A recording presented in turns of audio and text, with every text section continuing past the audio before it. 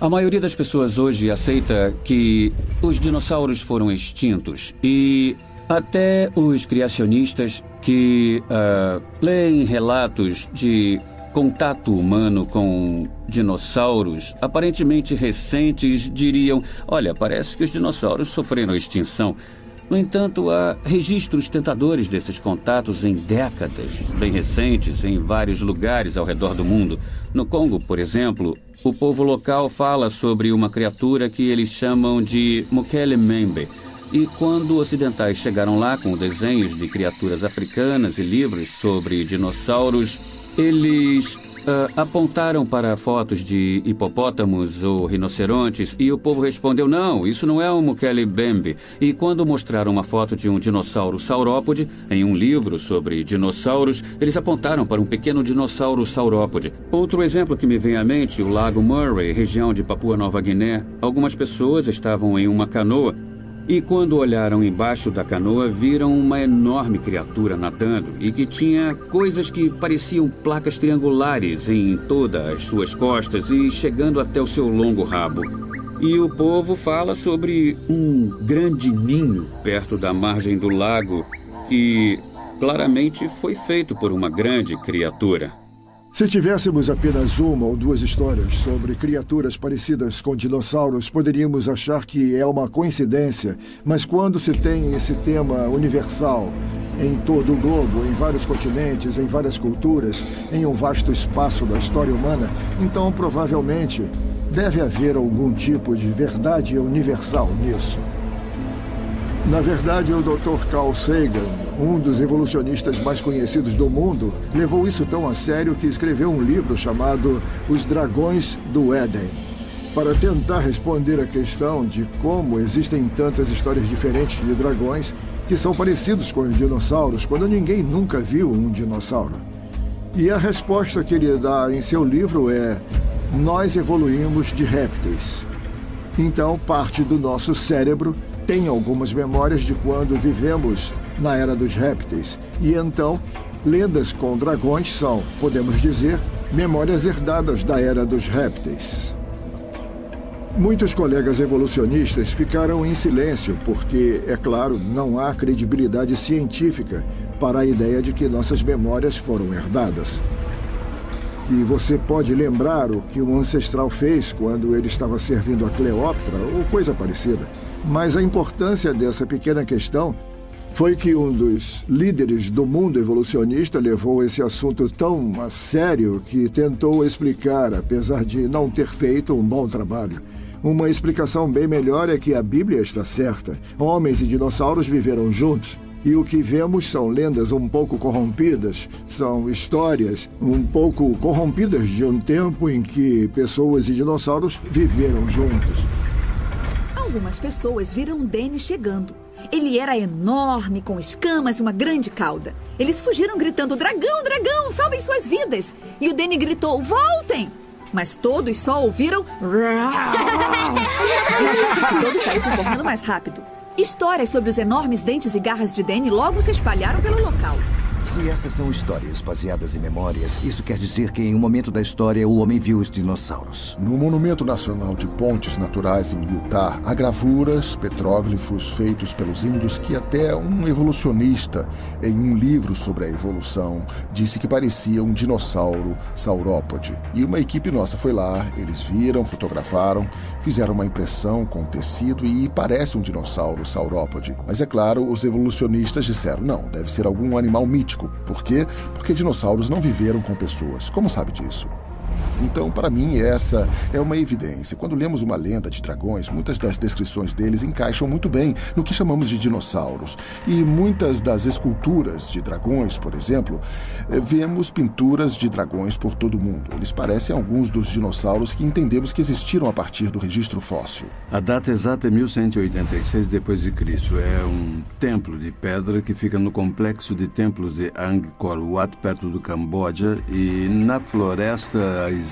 Tem algumas pedras esculpidas com coisas que são bem familiares para nós, junto com a mitologia hindu e budista. E de forma proeminente, tem uma que parece muito um estegossauro, de acordo com como foi reconstruído pelos cientistas a partir dos fósseis. E a pergunta se torna: como as pessoas que esculpiram essa pedra há 800 anos fizeram um estegossauro tão bem feito sem ter nenhum conhecimento sobre o que está nas enciclopédias de hoje? E a conclusão óbvia é que eles conheciam essas criaturas porque eles estavam vivos na mesma época. A menos que estivessem vivos, como saberiam a anatomia correta? Eles tinham que ver para poder reproduzir corretamente. Esse é só um de mais de 80 exemplos em todo o mundo, em cada um dos continentes em que foi encontrado que humanos e dinossauros coexistiram, porque os humanos reproduziram os dinossauros em alguma forma de arte. Tem uma catedral no Reino Unido, Catedral Carlisle, que existe há muito tempo.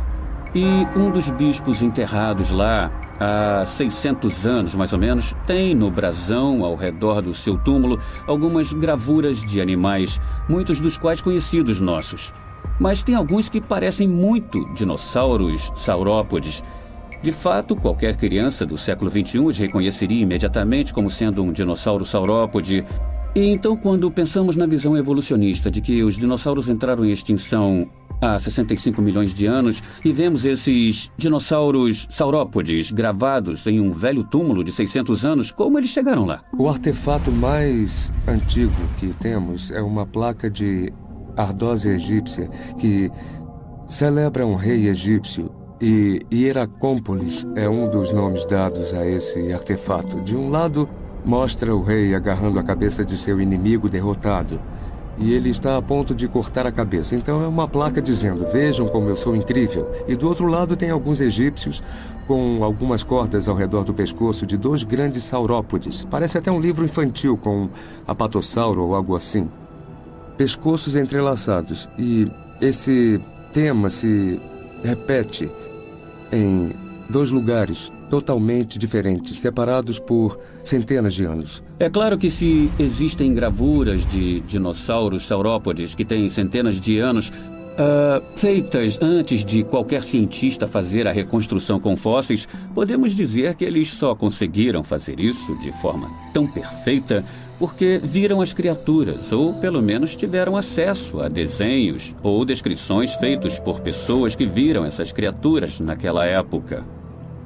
Algumas pessoas olham para o registro fóssil de que a espécie humana e dinossauros viveram na mesma época. Eles veem fotos, veem desenhos, veem esculturas, veem trabalho em metal e tecelagem de indivíduos que reproduziram dinossauros. E os índios americanos é um desses povos que fez isso, principalmente em pinturas e desenhos. Adrienne Mayo, em primeiro lugar, se falarmos sobre o que ela fez nisso, eu acho que temos que dar crédito a ela por ter feito um grande número de pesquisas. Estou me referindo a mais lendas, mais lendas, mais lendas, com descrições do mesmo tipo de criaturas, que eram gigantes, terríveis, lagartos, tinham petréis, tinham monstros aquáticos, com a mesma descrição dada por várias tribos diferentes em toda a América do Norte, mas até mesmo na América do Sul e América Central. Temos essa enorme coleção de lendas com descrição de habitat, descrição de hábitos, atributos anatômicos. De onde tudo isso veio? Algumas pessoas dizem: eu não acredito que os índios viveram com os dinossauros, então os índios partiram na frente e encontraram ossos e foram mais à frente e arrumaram esses ossos com a forma correta e então colocaram músculos e pele nos ossos e então, baseado no que eles conseguiram, fizeram desenhos mostrando como esse dinossauro ou réptil seria com vida.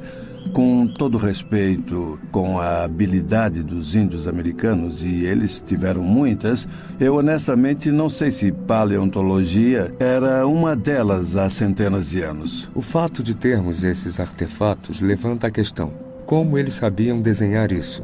Em outras palavras, se eram mitológicos, então como todos eles desenharam o mesmo mito e mesmo assim estavam separados pelo tempo e geografia?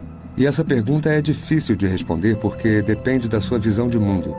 E se você parar e pensar, Se eu me basear nos dados, então parece que sugere na superfície que essas pessoas de verdade, em algum momento encontraram com criaturas que se pareciam com isso. Fui informado que em uma caverna na França tem um mamute aparentemente lutando com um dinossauro e, se for verdade, isso é muito importante, porque apesar de os mamutes estarem em extinção, todo mundo aceita que eles humanos viveram juntos, pois às vezes encontramos traços de seres humanos em fósseis de mamutes ou em esqueletos de mamutes nas cavernas. E, é claro, há muitos desenhos de mamutes e todo mundo concorda que são mamutes. Então, se eles e os seres humanos viveram juntos e temos pinturas de seres humanos e mamutes juntos, então, é claro, dinossauros e humanos viveram juntos. O que os evolucionistas dizem que é impossível. Os índios americanos têm uma lenda e eles chamam essa criatura de avô dos búfalos. E essa é uma descrição interessante porque você pensa...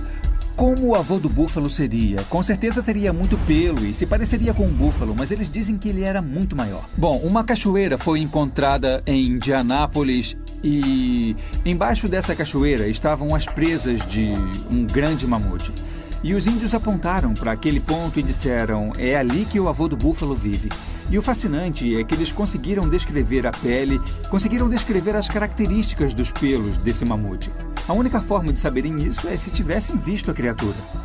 E mais uma vez vemos que o tempo evolucionário, que as camadas rochosas representando milhões de anos caem por terra com essas coisas que mostram que pessoas, dinossauros e mamutes e outras criaturas que conhecemos hoje viveram na mesma época. Primeiro temos que entender que somente em 1822 Gideon Mantell e sua esposa encontraram um dente de iguanodonte. E esse foi o início do nosso conhecimento sobre os dinossauros. E os estudiosos modernos vão dizer que foi quando descobrimos eles. O problema com isso é que temos todas essas imagens de povos antigos que tinham conhecimento íntimo dos dinossauros. Desenharam eles em vasos, estavam na cerâmica. E se é verdade que eles não conheciam os dinossauros, então de onde essas imagens vieram? O povo foi até a polícia e exigiu que alguma coisa fosse feita. A polícia reuniu suas armas e seus homens mais corajosos e foram ver o que podiam fazer. Danny estava apavorado. Ele só queria encontrar um amigo. Ele era muito velho e tinha procurado em todos os lugares, mas não conseguiu encontrar ninguém como ele. Era como se ele fosse o último dragão na Terra. É engraçado como os historiadores tratam a história antiga. Porque muitos historiadores antigos escrevem coisas que hoje aceitamos como um fato, como esse evento aconteceu, ok. Mas quando eles começam a falar sobre outras coisas que eles acreditavam que era verdade, não aceitam, por exemplo, Marco Polo escrevendo sobre dragões, Alexandre o Grande falando sobre um lagarto gigante que ameaçou seu exército, e há todo tipo de outros relatos na história. Na verdade, histórias sobre grandes lagartos como bestas e mesmo assim não são consideradas verdadeiras. Existe a interpretação errada de que algumas dessas lendas de dragões, ou todas elas, são só um produto inspirado pelo ópio nas religiões pagãs, e esse não é o caso. Nós temos historiadores de verdade, nós temos Heródoto, temos Flávio Joséfo, temos Marco Polo, e todos eles falam sobre dragões.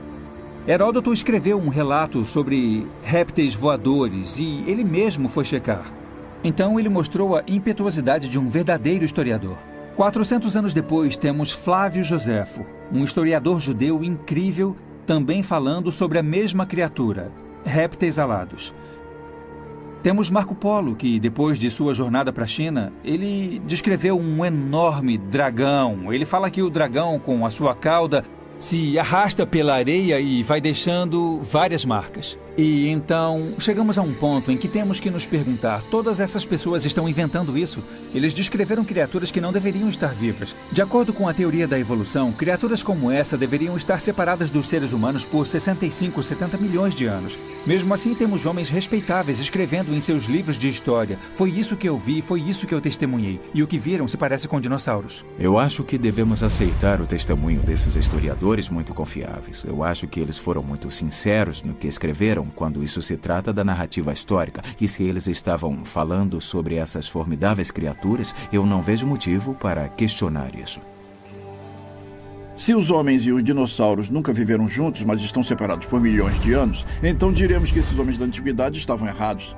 E eu não acredito que devemos acusá-los, porque são pessoas inteligentes como eu e você. Eles construíram cidades antes do dilúvio. Sabemos que eles tinham instrumentos, eles tinham ferramentas de ferro e bronze. Pense nisso. Antes do dilúvio, eles tinham ferramentas de metal. Isso implica que eles tinham que encontrar os metais, tinham que retirá-los da terra e tinham que fundi-los, assim como fazemos hoje. Então não vamos ousar acusar os antigos de não serem inteligentes e sem tecnologia. A Bíblia usa o termo dragões várias e várias vezes. Fala sobre dragões do oceano, dragões alados, dragões terrestres. E parece que isso se encaixa nesses grandes répteis, incluindo os dinossauros. Faz sentido. Se esses animais eram tão dominantes no planeta antes do dilúvio e com certeza depois do dilúvio, eles teriam sobrevivido na história da cultura. Em 1845, existia um jornal da cidade de Geelong, em Vitória, que publicou um desenho de uma criatura que o povo aborígene local descreveu como um Bunyip. Um termo aborígene comum para monstros, e sempre acharam que fosse um mito, mas esse aborígene tinha grandes marcas de garras em seu peito, e a descrição que ele deu, provavelmente através de um intérprete na época, foi a base desse desenho no jornal de Geelong e parecia muito com os dinossauros com bico de pato. De fato, esses ossos grandes foram registrados na época. Eles estavam frescos e diferentes dos ossos que qualquer outro animal que o povo conhecia naquela época. E 13 anos depois, do outro lado do mundo, um dinossauro foi desenterrado e foi chamado de Edmontossauro. E quando você olha para a reconstrução do Edmontossauro perto do desenho do Bunyip, feito por um artista para o jornal em Geelong, baseado na descrição dos aborígenes, nota que os dois são bem parecidos. Você tem que interpretar as evidências do presente com relação ao passado. E o que eu diria é que há evidências circunstanciais muito fortes, porque todas as evidências em relação ao passado é como ciência forense. Eles trabalham com evidência circunstancial. Então confirma de forma muito forte a história da Bíblia de que dinossauros e pessoas viveram na mesma época. Com tantas pessoas caçando ele, Danny teve que se esconder. Enquanto corria de volta para o oceano, ele passou por um homem com suas 2 filhas andando pela praia. Ao invés de correr, eles pararam e olharam chocados. O Danny disse: "Oi, tudo bem?" Mas só pareceu um terrível...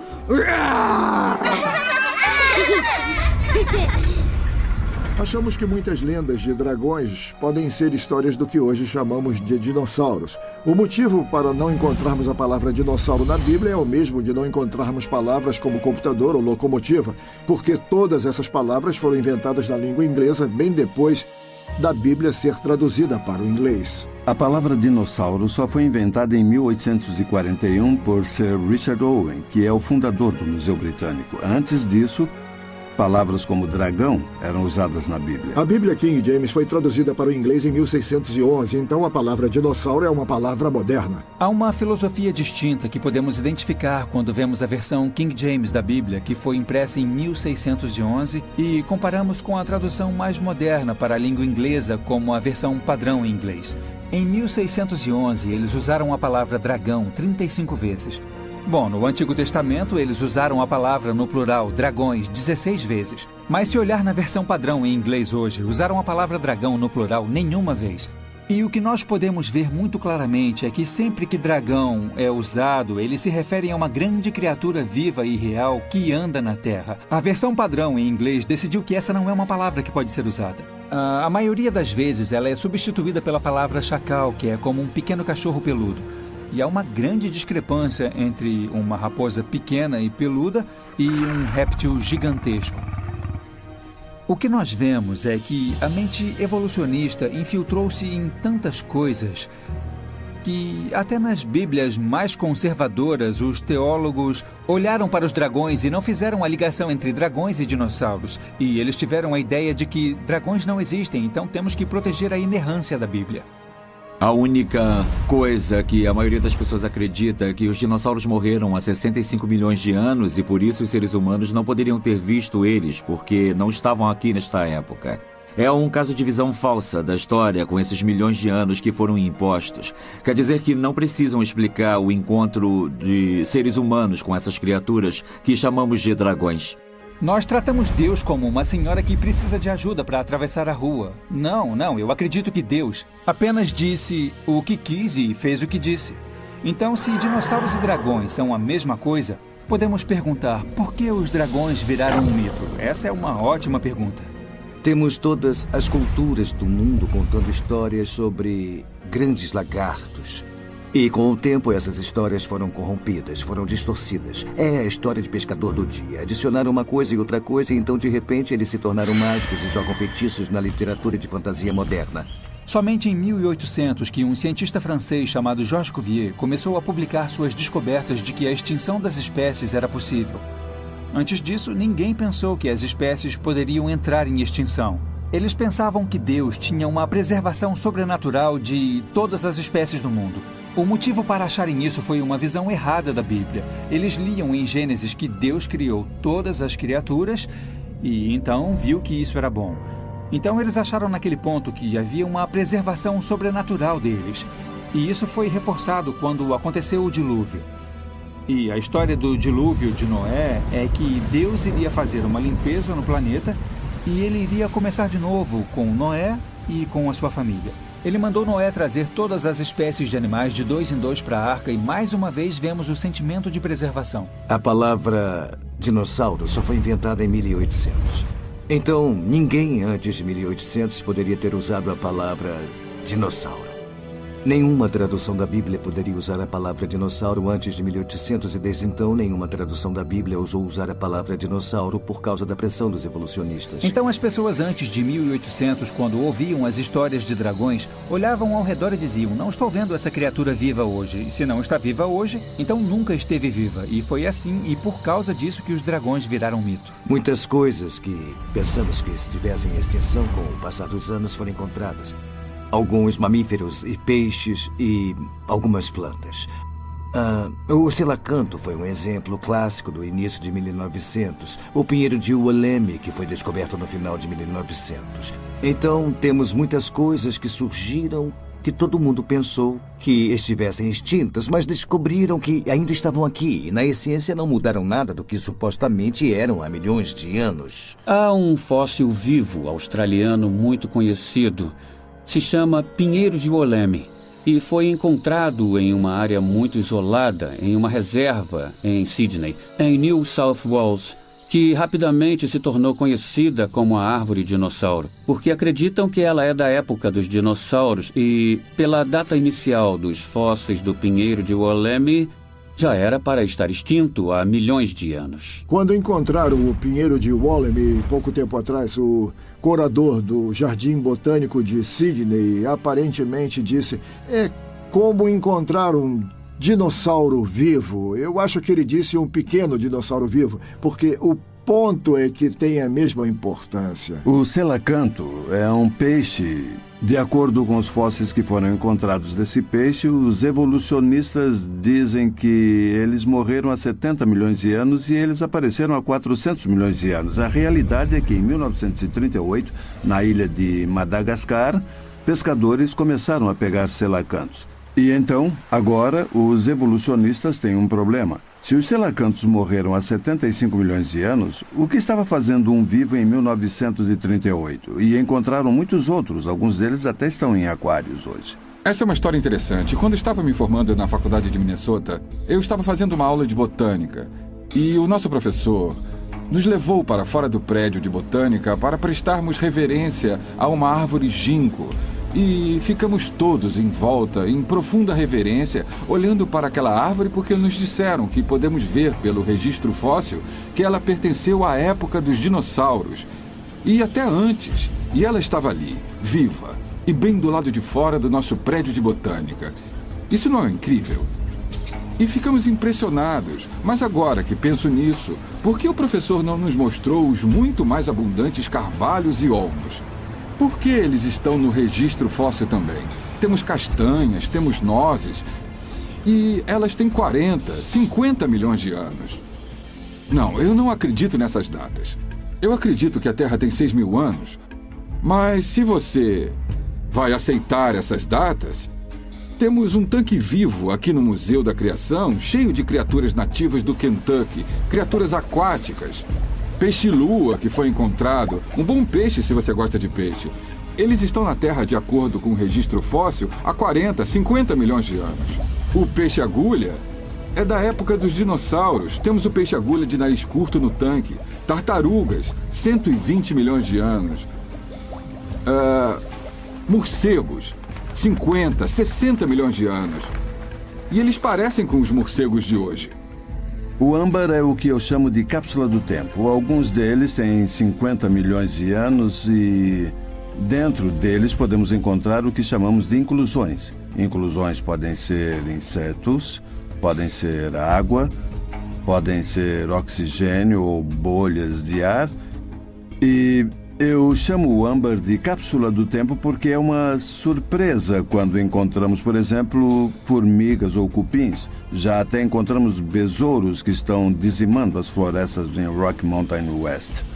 Esses animais, ou esses insetos, se você preferir, são exatamente os mesmos que temos hoje. O camarão jurássico deveria entrar em extinção durante o período jurássico. E mesmo assim, eles estão vivos e tão deliciosos hoje quanto eram no passado evolucionário. Então, eu creio que esses fósseis vivos são um testemunho vivo da juventude dessa terra. Apavorado, o homem puxou suas filhas para trás e disse: "Oh, Deus, o Senhor é maravilhoso, poderoso e fez criaturas tão incríveis. Por favor, não deixe que ele coma minhas filhas. Da mesma forma que o Senhor ama toda a criação, eu as amo." Então o dragão se virou e mergulhou no oceano. De acordo com a sabedoria popular, os dinossauros viveram mais ou menos de 250 a 65 milhões de anos atrás. Eles dizem isso porque depois das chamadas camadas cretáceas, não se encontram mais fósseis de dinossauros acima delas. E então eles acreditam que os dinossauros foram extintos há 65 milhões de anos. E eles acreditam que o ser humano só apareceu nos últimos 2 milhões de anos, porque só encontramos fósseis humanos no topo das camadas. E então homens e dinossauros nunca poderiam ter vivido juntos, porque estariam separados por mais de 65 milhões de anos. Um evolucionista olharia para um registro fóssil e se basearia na ideia de que a Terra é antiga e que o presente é a chave para o passado. Olharia para os processos naturais que agem muito devagar e diria: é por isso que o registro fóssil deve ter acumulado muito devagar. E como é um processo muito lento, você pode olhar para ele e ver diferentes períodos da história. E os fósseis estão enterrados nessas seções. Isso quer dizer que eles estiveram vivos em algum momento. E se tem uma camada acima disso, deve ser um período de tempo posterior. Tem um grupo diferente de fósseis enterrados ali. É como uma foto de um período de tempo diferente. E então eles construíram uma estrutura muito elaborada de tudo o que era vivo e construíram um modelo muito elaborado do registro geológico. Basicamente, o que eles fazem é pesquisar as unidades de rochas sedimentares na camada jurássica. E quando encontram dinossauros lá, eles dizem: como encontramos dinossauros aqui, essa camada tem pelo menos 70 a 75 milhões de anos. Então é uma tautologia em que eles datam os fósseis de acordo com as camadas de rocha e datam as camadas de rocha de acordo com os fósseis que encontram nelas. E é um caso de raciocínio circular. Eu fiz um ano de geologia na minha universidade e é interessante que o chefe do departamento disse: o registro fóssil não apoia o evolucionismo darwiniano. Ele deixou claro que não era criacionista, mas ele disse que o registro fóssil parece apoiar uma série de criações divinas. Isso eu ouvi de um professor de geologia e um professor na Nova Zelândia que estava no mais alto patamar de professores universitários. Não era um velho esquecido. Fósseis são formados em circunstâncias especiais. Eu sou biólogo marinho e também sou um mergulhador. Eu perdi as contas depois de 500 mergulhos e a maioria das pessoas acha que biólogos marinhos estudam baleias e golfinhos, mas na verdade estudamos vermes, bactérias, lama. Então na minha vida estudei muita lama. Cavei lama em lagos, rios e riachos por todo o Sudeste. Vi sedimentos em Florida Keys, Bahamas e Belize. Em uma viagem para o Pacífico Sul, que foi muito boa, e com toda essa escavação, com toda essa areia, sujeira e lama, eu nunca encontrei um esqueleto de peixe. Eu nunca encontrei um fóssil em formação. Eu nunca encontrei nada que estivesse sendo fossilizado. Porque quando os peixes morrem, quando atingem o fundo, são comidos por tudo e normalmente são comidos no caminho. E os ossos costumam ficar espalhados por todo lugar e a carne é destruída. E mesmo se chegarem na lama, os ossos se dissolvem com o tempo na água. Eles são feitos de carbonato de cálcio, solúvel em água salgada. É verdade, são necessárias circunstâncias especiais para se fazer um fóssil. E a maioria dessas circunstâncias aconteceu no dilúvio de Noé, em que se teve uma sedimentação muito rápida. Muitos fósseis foram enterrados rapidamente, sendo selados sem oxigênio, e então sendo impregnados com os minerais da água, que podem se cristalizar dentro desses ossos, evitando que eles se dissolvam. E então temos um fóssil. Eu acredito que os dinossauros foram enterrados em sedimento na época do dilúvio de Noé, o que deve ter sido uns 4.000 anos atrás.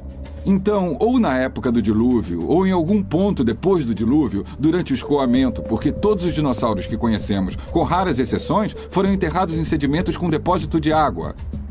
Como Ken Han diz, se realmente houve um dilúvio mundial, é esperado que se veja bilhões de coisas enterradas em camadas rochosas depositadas por água em toda a Terra.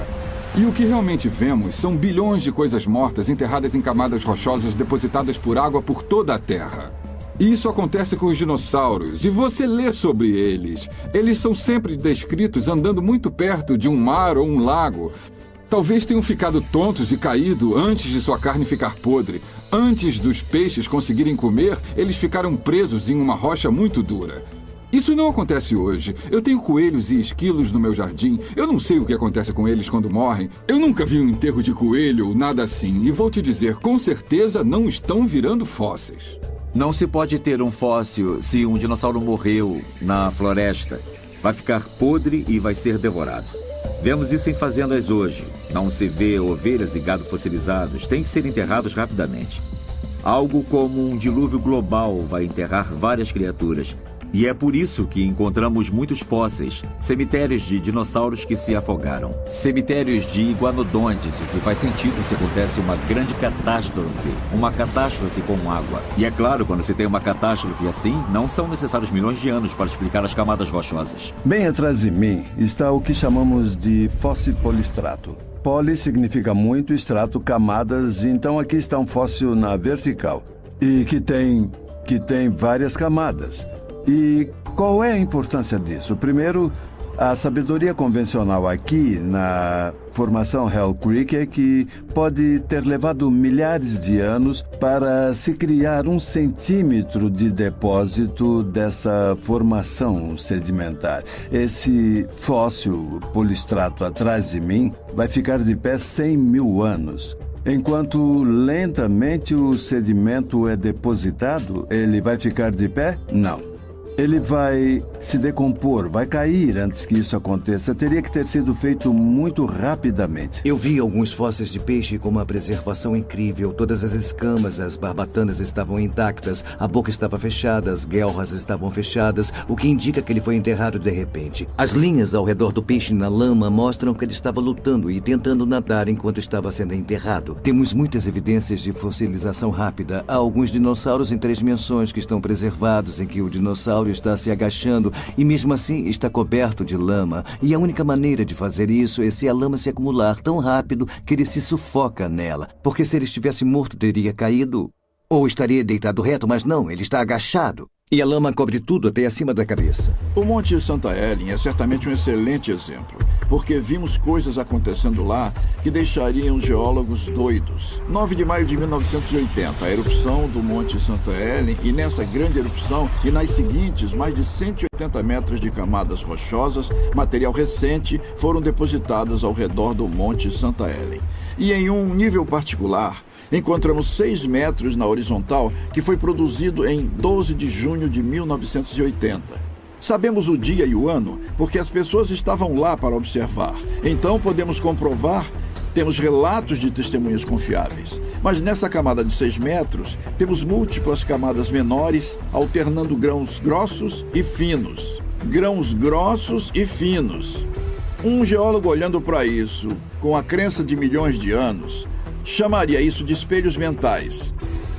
Olhando através da ideia de milhões de anos, pensaria que cada uma dessas camadas teria levado milhares de anos para acumular, alternando sequências anuais e então a sequência inteira. Centenas delas teria levado centenas de anos, mas observamos isso acontecer em apenas um dia. Camadas rochosas não são uma sequência de anos, mas uma sequência de enterro. Usando a interpretação de idade, o selacanto estaria morto e mesmo assim sabemos que eles estão vivos hoje. Então as pessoas vão perguntar por que não existem fósseis de dinossauros e humanos juntos? Eu perguntaria por que não existem fósseis de selacantos e baleias juntos quando sabemos que eles vivem juntos no mar? É só porque não foram enterrados juntos. Como você explica isso com um processo lento e gradual, com pequenos dilúvios nesses milhões de anos? Só um dilúvio global poderia explicar as camadas rochosas com fósseis marinhos no continente que foram catastroficamente depositados e enterrados e que foram varridos por todos os continentes e entre os continentes. A evidência está gritando catástrofe, grita dilúvio de Noé e por isso grita a Terra é jovem. Datação radiométrica parece ser o eixo da idade da Terra. Para os evolucionistas. Eles dizem as técnicas de datação radiométrica mostram que a Terra é antiga. Então, como acreditar em uma Terra jovem? Bom, atualmente, o que eu faço é apelar para fluxos de lava. Vá ao Havaí, pegue uma amostra de lava, uma amostra de basalto, é o que sai da Terra. Leve ao laboratório e me diga que idade tem. Não vai ser 0, não vai ser nem alguns milhares de anos. Vai ser uma idade antiga, não importa a técnica que você usa. Então, o que isso faz é apagar a ideia de que podemos medir a diferença entre o produto do elemento filho e o do pai e calcular uma idade como se tivesse um relógio. Isso desacredita a hipótese de que existe um elemento filho com um produto 0. Eu estive envolvido em um projeto chamado RIDT, que quer dizer radioisótopos e a idade da Terra. Foi um acrônimo que criamos para descrever, para que as pessoas pudessem entender o que era o projeto. E ele foi conduzido entre 1997 e 2005. Nós conseguimos evidências animadoras que confirmaram, que nos fizeram chegar à conclusão de que as taxas de decadência nuclear foram grosseiramente aceleradas em algum momento ou momentos no passado. Em algum evento, as taxas de decadência foram aceleradas em uma velocidade tão grande que, essencialmente, se poderia ter centenas de milhares de anos de decadência nuclear medidas pelas taxas que ocorrem hoje, condensadas em algumas centenas de anos. Então, um dos melhores exemplos que temos, e temos alguns ótimos, encontramos pequenos cristais em um granito no Novo México. E, essencialmente, quando o urânio decai para chumbo, o elemento pai urânio decai para o filho chumbo. O subproduto é o hélio. O gás hélio é quimicamente estável.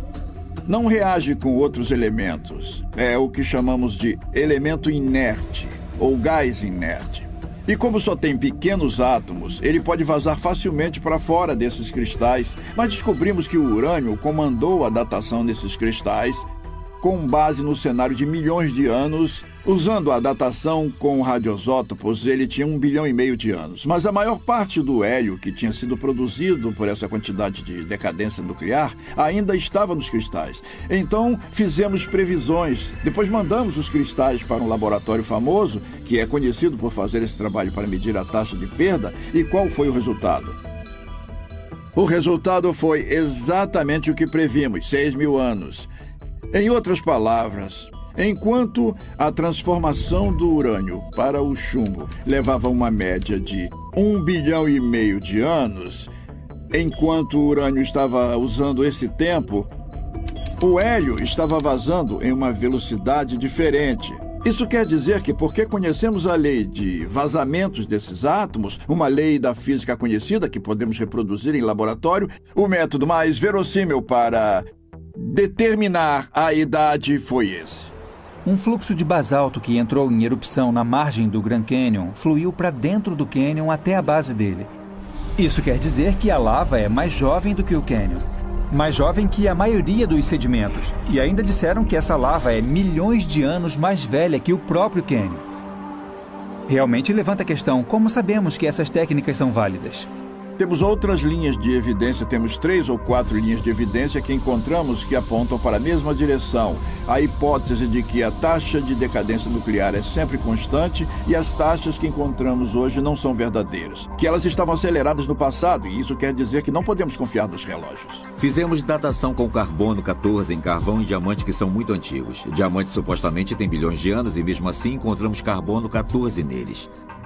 Agora, espera aí, o carbono 14 teria decaído se fossem tão antigos. Uma das descobertas que movimentou o mundo evolucionista foi feita pela doutora Mary Schweitzer e o Dr. Jack Horner. Ao analisar o interior da medula óssea, do osso da coxa ou do fêmur de um T-Rex que foi escavado em 2003, a análise deles foi publicada na edição da Revista de Ciência de março e abril de 2005, uma revista de ciência muito prestigiada. Eles relataram, e à minha esquerda tem fotos, algumas fotos, tem muito mais na revista. Eles relataram um tecido macio, flexível, elástico, maleável, que parece um elástico de borracha naquele osso da coxa. Além disso, reportaram ter encontrado vasos sanguíneos que ainda tinham glóbulos vermelhos que eram identificáveis, e tudo isso seria impossível se esse dinossauro tivesse morrido há 65, 68 milhões de anos. Está claro que a ciência mostrou que esse dinossauro morreu recentemente. E eu diria que talvez como resultado do dilúvio de Noé, algo em torno de 4.000 anos atrás. Os doutores Mary Schweitzer e Jack Horner são paleontólogos. Eles estudam fósseis e especificamente estão interessados em dinossauros. De fato, eu acho que podemos chamar Jack Horner de Senhor Dinossauro. Ele está associado com o estudo de dinossauros há mais tempo que qualquer um que me venha à mente. Mary Schweitzer, em um certo teste, disse que não poderia acreditar até fazer 17 vezes. É muito meticuloso. Então a maioria das pessoas fica chocada, e isso com certeza inclui os evolucionistas. Quando você encontra o que parece ser uma medula fresca, ainda macia, ainda com vasos sanguíneos, ainda com células vermelhas. Mais recentemente, eles foram além disso.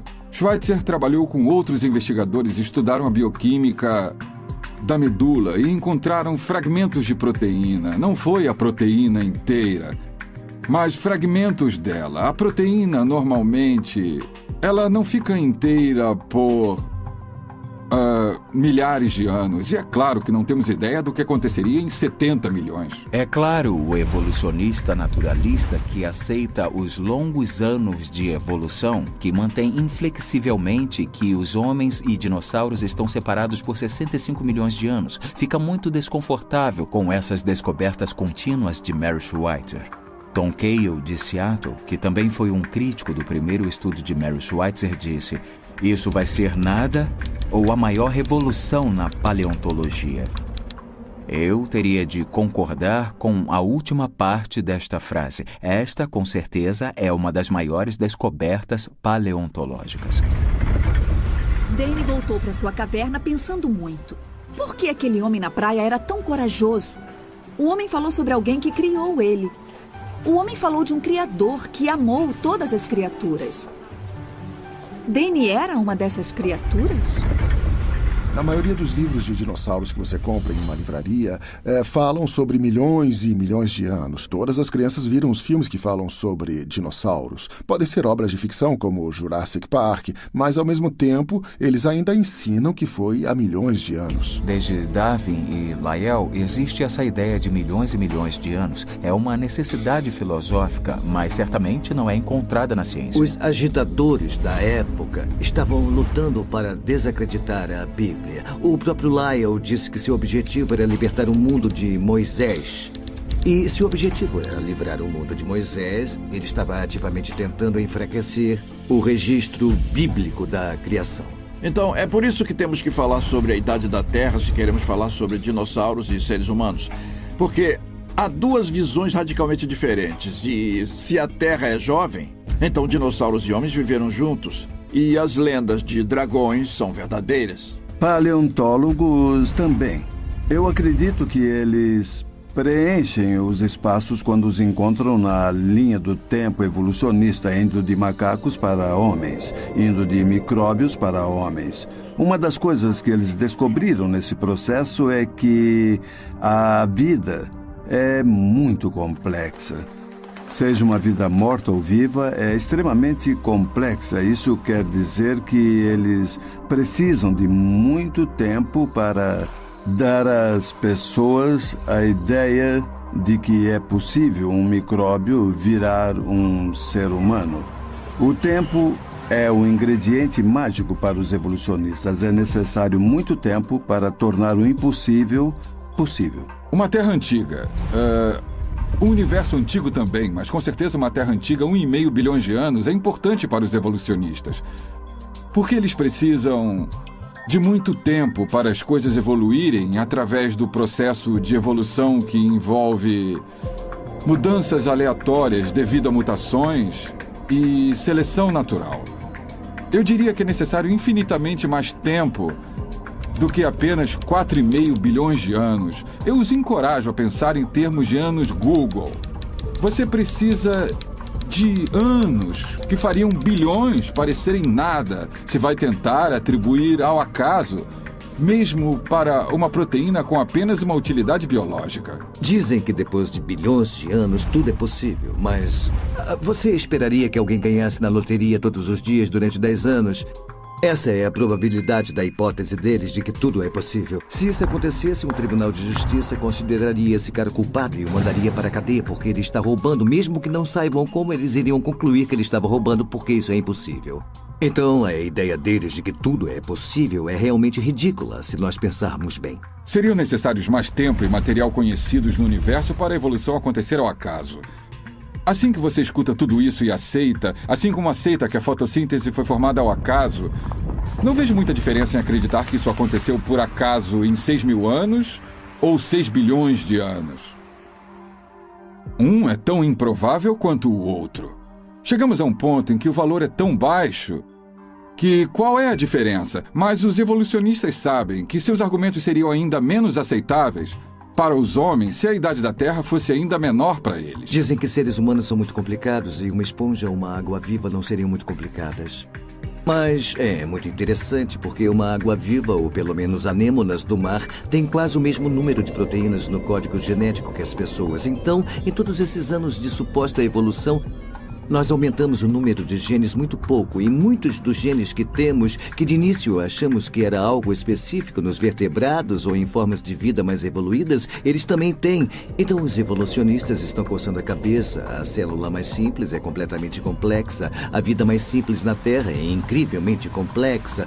E, para mim, é impossível aceitar que eles evoluíram espontaneamente a partir de químicas ao acaso. Tem um espaço intransponível entre a mais simples célula e a química ao acaso. É como dizer, se você for na natureza, pode encontrar uma pedra em cima de outra pedra. É um processo natural. Talvez tenha caído de um penhasco e foi parar em cima de outra pedra. E porque você encontra pedras em cima de outras pedras, isso explica as pirâmides. É claro que isso é ridículo.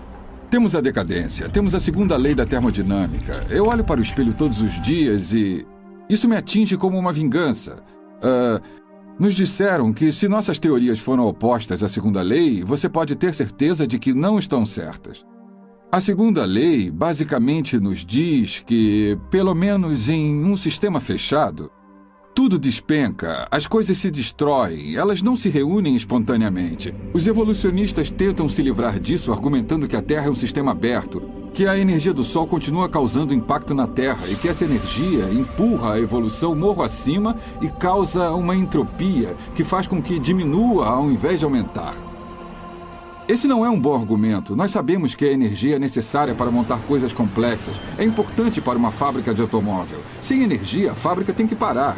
A energia é necessária, mas não é suficiente para poder fazer um automóvel. Você precisa de informações, precisa de programas, sequências, coisas que precisam ser feitas em uma certa ordem, partes que têm que chegar em uma certa hora. Tem que encaixar outras partes em uma complexa integração. Apenas a energia não é o suficiente para explicar isso. O calcanhar de Aquiles da teoria da evolução é a falta de espécies transitórias. Deveria haver milhões de espécies transitórias. Deveria haver um grande número de espécies transitórias entre os grandes grupos de animais, mas não há. Temos a explosão cambriana, onde todos os grandes filos da vida, as grandes diferenças que existiam, apareceram do nada, sem nenhuma espécie transitória.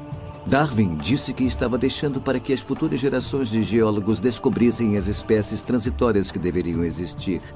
Mas desde 1960, o registro fóssil mudou uns 4%. Então o que eles têm é um punhado de espécies transitórias discutíveis.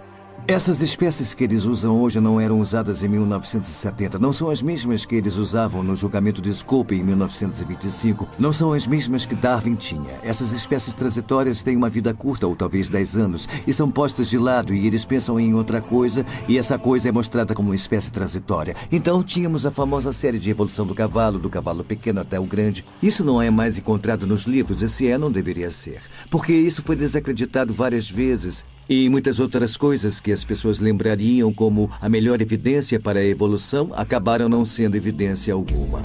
Charles Darwin fez a mesma coisa quando teve sua ideia sobre a evolução. Ele viu que os fatos que o registro fóssil não concordavam com sua teoria e então ele tomou uma decisão muito pouco científica. Ele decidiu continuar com sua teoria e ignorar os fatos. A mesma coisa aconteceu no século XXI.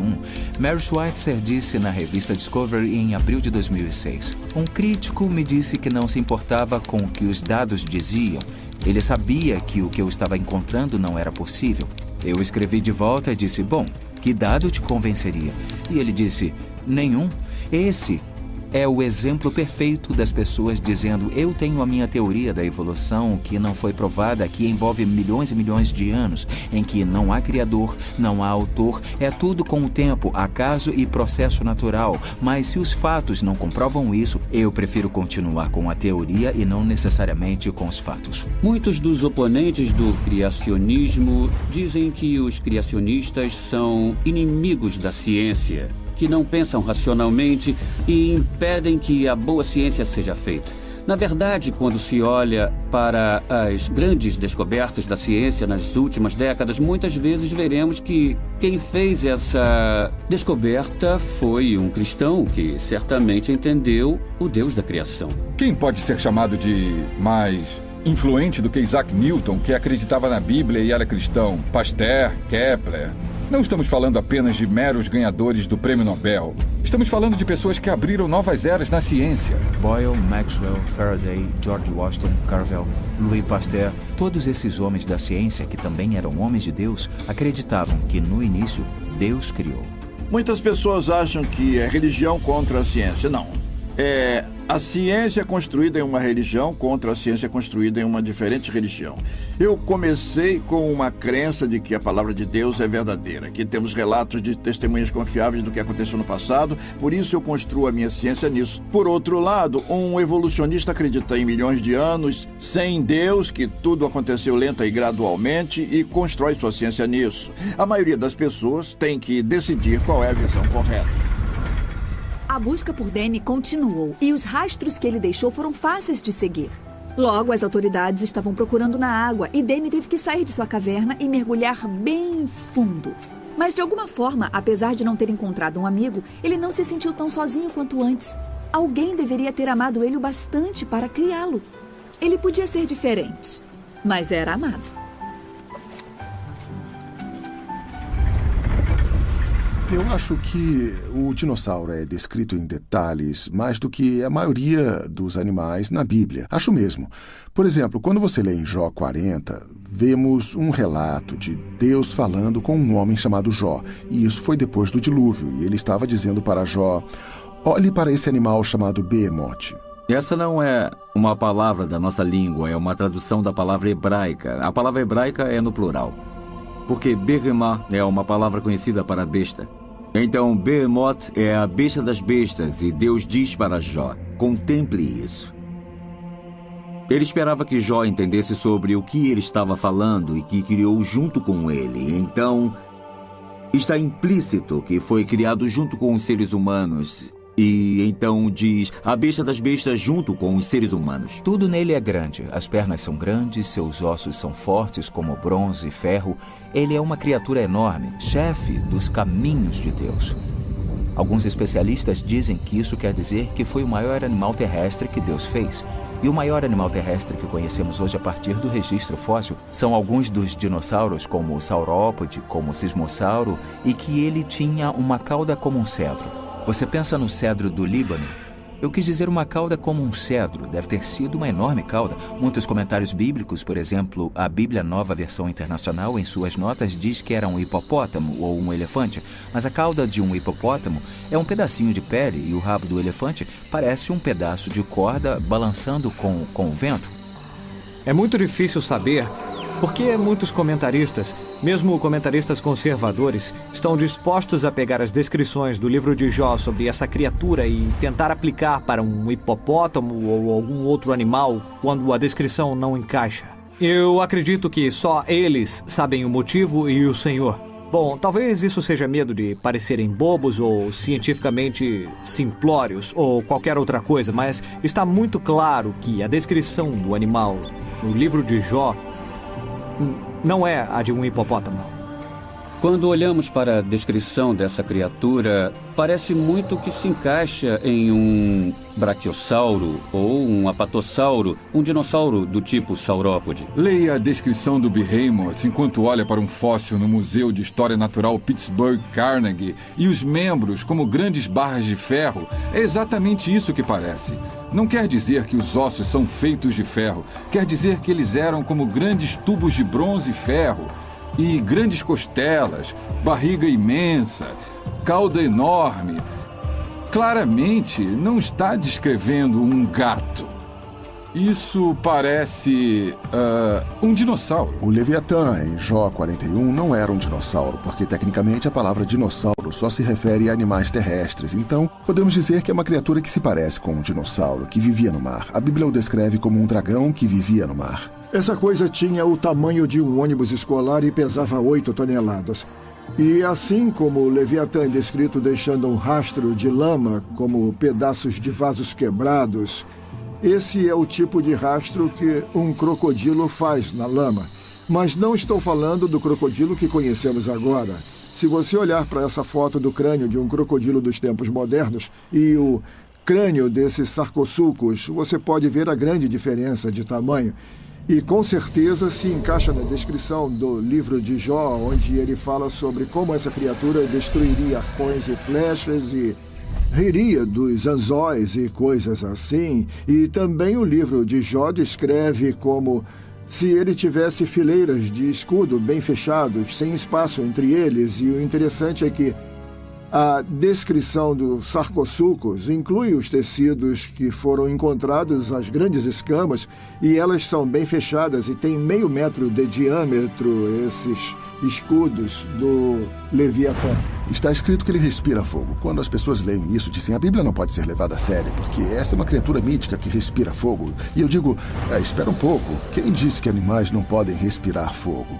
Pense nisso, existe um pequeno besouro que se chama besouro bombardeiro, que pode misturar 2 compostos químicos como a hidroquinona e o peróxido de hidrogênio e jogar gases quentes de 100 graus Celsius e afugentar um sapo. Pense na enguia elétrica, a habilidade de eletrocutar. Pense na naja cuspideira, que usa uma grande quantidade de ar de seus pulmões para criar um efeito de jato em seu veneno que é expelido e atinge os olhos dos inimigos. Você começa a olhar para algumas dessas coisas e pensa, tá bom, é possível que o relato dessas testemunhas tenha alguma evidência por trás? O interessante é que o focinho dos sarcossucos tinha uma bolha, um tipo de cavidade na ponta, e ninguém sabe para que servia. Poderia ser para misturar alguns compostos químicos ou era uma câmara? Um tipo de câmara de armazenamento de compostos químicos para gerar o fogo e a fumaça que o livro de Jó também descreve se referindo ao Leviatã. Temos o testemunho de pessoas que viram dragões no mundo depois do dilúvio, o que mostra que eles estiveram na Arca de Noé. Quando estamos falando sobre dinossauros e falando sobre dinossauros na Arca de Noé, na hora algumas pessoas que não acreditam nisso se utilizam do argumento de que dinossauros são muito grandes, eles não cabem na arca. Mas vamos pensar nisso por um segundo. Primeiro, qual é o tamanho médio de um dinossauro? O tamanho médio de um dinossauro é o de uma ovelha ou de uma cabra. Não é como um grande T-Rex ou com um longo pescoço como o apatossauro. Mas, então vamos olhar para o dinossauro com pescoço grande ou o T-Rex ou qualquer um desse tamanho. O principal que Deus queria fazer era ter duas dessas criaturas na arca para que quando o dilúvio terminasse, elas saíssem e pudessem se reproduzir, perpetuando a espécie. Então, Deus deveria querer mandar os mais jovens e a ciência hoje acredita que dinossauros podiam se reproduzir quando tinham 8 a 10 anos. Então, mais jovens, menores, a arca era grande, 140 metros de comprimento. E devia ter bastante espaço para 2 de cada tipo de dinossauro junto com todos os outros animais. Por que eles entraram em extinção depois do dilúvio? Porque o clima mudou depois do dilúvio, o clima ficou muito mais severo, com a topografia diferente. E também eles competiram com os homens por comida e espaço. Muitos animais se tornaram extintos. Eles se tornaram extintos por acaso. Muitos deles morreram durante o dilúvio. É por isso que temos os fósseis. E os sobreviventes, que a Bíblia diz que estavam na Arca de Noé, um barco com proporções gigantescas, podem ter sido caçados pelos humanos, que é por isso que temos lendas com dragões sendo caçados. E a Era do Gelo, que quase com certeza aconteceu depois do dilúvio, não deve ter sido boa para os grandes répteis. Danny encontrou um vale profundo no fundo do oceano e mergulhou nele. Era escuro e difícil de ver, e ele achou que ninguém encontraria ele ali. Até que notou 2 olhos muito grandes olhando para ele. Das águas escuras surgiu outra criatura. Para qualquer um, ela pareceria grande e assustadora. Mas para Danny, ela era linda. E ele disse, "Eu sou o Danny, quem é você?" O que soou como... Mas ao invés de ir embora, ela rosnou de volta. "Eu sou Lucy. Eu pensei que eu estivesse sozinha." O Danny sorriu. "Não está mais. Nunca mais." E no fundo do oceano frio e escuro, os 2 dragões nadaram para viver felizes para sempre. Fim! Se pudessem provar que dinossauros têm 4.000 anos, não seria o fim da evolução. Nada seria o fim da evolução. Somente o retorno de Jesus Cristo. O homem não consegue tolerar um Criador, porque ele, exceto o que reconhece Jesus como seu Salvador, não consegue tolerar um Criador, porque isso envolve responsabilidade. Então temos que explicar como passamos a existir espontaneamente sem um Criador, sem um autor, sem um construtor. Como a natureza criou sozinha matéria, energia, tempo e espaço. Isso deve ser o bastante. Na verdade, essa é a filosofia da ciência hoje em dia. Cientistas não são mais objetivos do que outras pessoas. E têm uma visão do mundo sobre isso. Se o relato do dilúvio for verdade, quer dizer que Deus julgou o pecado. O que quer dizer que somos responsáveis por ele. E isso é muito ruim para algumas pessoas. Não é uma surpresa para mim tudo que encontramos como evidência de homens e dinossauros juntos. Porque se você acreditar no relato da criação, ele diz que no 6º dia, Deus criou todos esses animais. E o homem também. Por isso, eles viveram juntos. Os dinossauros não viveram 1 milhão ou 65 milhões de anos antes dos homens. Eles viveram juntos na Terra. Assim que você olha para o tecido mole, combinado com a evidência de homens e dinossauros ou dragões interagindo, tudo se encaixa. A própria evidência se encaixa. O dogma de milhões de anos não nasceu da evidência. Pelo contrário, a evidência foi forçada para dentro desse dogma. A teoria da evolução é dirigida pelo paradigma e não pela evidência. Muitas pessoas, quando pensam em criacionistas que são formados em ciências, pensam como podem acreditar na criação. O que eles não percebem é que a criação é um caminho lógico para olharmos para o mundo que temos hoje à luz dos relatos históricos da Bíblia. Tudo faz sentido. Faz muito mais sentido do que pela perspectiva da evolução. O motivo para termos os montes Apalaches e o Himalaia é por causa do dilúvio. E todos os montes que temos se formaram assim. Por que temos bilhões de coisas mortas enterradas em camadas rochosas por toda a Terra? Porque a Bíblia diz que todos os montes embaixo dos céus foram cobertos pela água e todos os animais foram submersos e a água misturou areia e lama e enterrou bilhões de coisas mortas embaixo das camadas rochosas por toda a Terra. Então me apego à visão de que a Bíblia explica o que aconteceu no passado. Podemos testar isso e podemos descobrir que a evidência apoia isso. Na verdade, eu sentia que era alguém especial, porque podia dizer para Deus como ele fez tudo. Eu coloquei Deus em uma caixa e dizia: Deus, você começou assim, mas foi assim que você fez. Você usou a evolução. Mas, quando percebi isso, me senti atingido bem nos olhos. Como fui arrogante. Então, ele começou a me mostrar as evidências. Muitas das evidências das quais já falamos hoje, e essas evidências só serviram para provar que a Bíblia é verdade.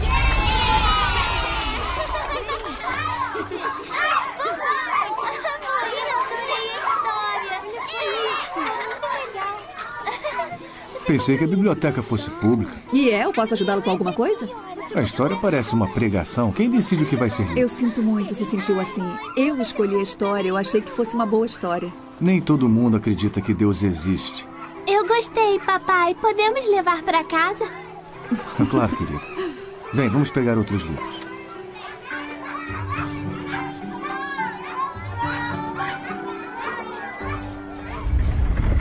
Qual o objetivo? Por que se importa com a idade dessa pedra, com a idade desse fóssil, em como esse animal ficou desse jeito? Mas significados ocultos tocam no centro do nosso ser que respondem à grande pergunta da nossa vida. Quem eu sou? De onde eu vim? Qual o significado da vida? O que acontece depois que eu morrer? Essas grandes questões são respondidas por informações da criação. Hoje, eu vi que a maior objeção que as pessoas têm para não aceitar Jesus é porque aprenderam sobre a evolução na escola e os milhões de anos. E dizem, por que devo confiar nas partes da Bíblia que falam sobre Jesus quando não se pode confiar nas primeiras partes que falam sobre a criação? Quando eu era ateu durante o período universitário, porque eu acreditava que tudo se formou sozinho, eu acreditava nos milhões de anos e era óbvio que a história da Bíblia... O Evangelho dependia disso. Se a evolução e os milhões de anos estavam certos, o que a Bíblia ensinava não fazia sentido. Foi só quando alguém me deu um livro que explicou como eu podia olhar para os mesmos fatos e interpretar eles logicamente e racionalmente de uma forma que não era só intelectualmente satisfatória, mas fazia sentido com a Bíblia e fazia mais sentido do que o ponto de vista de muitos anos da evolução que eu me tornei cristão. Hoje, as descobertas científicas geológicas estão confirmando que processos que pensávamos que levavam centenas de milhares ou milhões de anos podem ser feitos muito rapidamente, o que apoia a ideia de criação repentina, a ideia do dilúvio de Noé e dá apoio adicional para a verdadeira história da Bíblia. Seu conhecimento sobre o Criador é testificado pela criação. Os céus declaram a glória de Deus. Quando você está falando sobre astronomia ou microscopia, elas são fronteiras da ciência, que são um testemunho da criação. E essa criação é suficiente para nos fazer responsáveis. A Bíblia é muito clara de que Deus é onisciente, Ele sabe de tudo. E se você aceita que a Bíblia é a palavra de Deus, então Ele nos deu um registro perfeito no qual podemos basear nossas vidas, basear nossa visão. E, portanto, como a visão do homem está sempre mudando, a opinião dos homens mudou durante as décadas, séculos.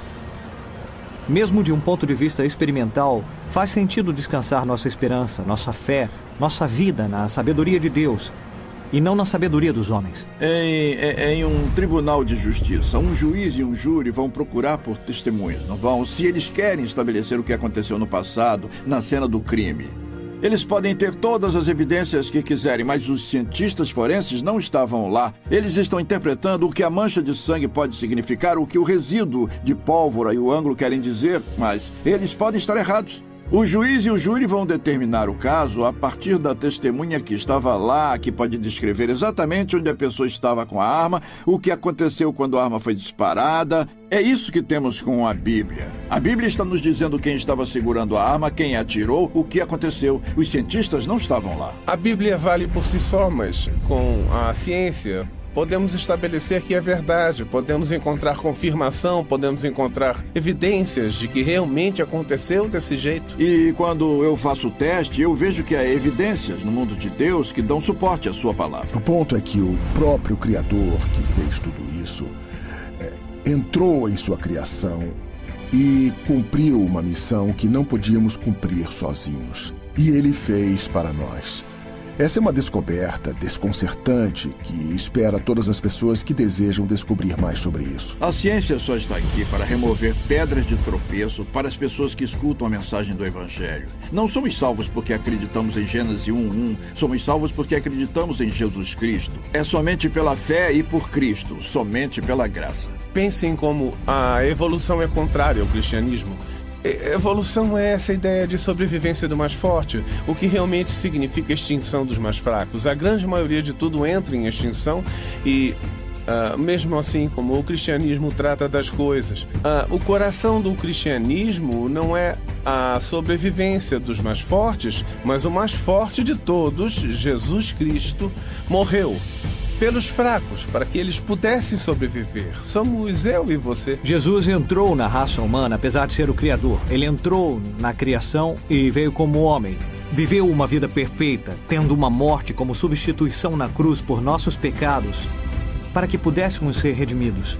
E a pessoa que reconhece seu pecado e está disposta a se humilhar diante de Deus, se arrepender de seus pecados e receber Jesus Cristo pela fé, é o que a Bíblia se refere como nascer de novo. Essa pessoa recebe nova vida porque estava morta em seus pecados e agora tem nova vida que vem de um relacionamento genuíno com Jesus Cristo.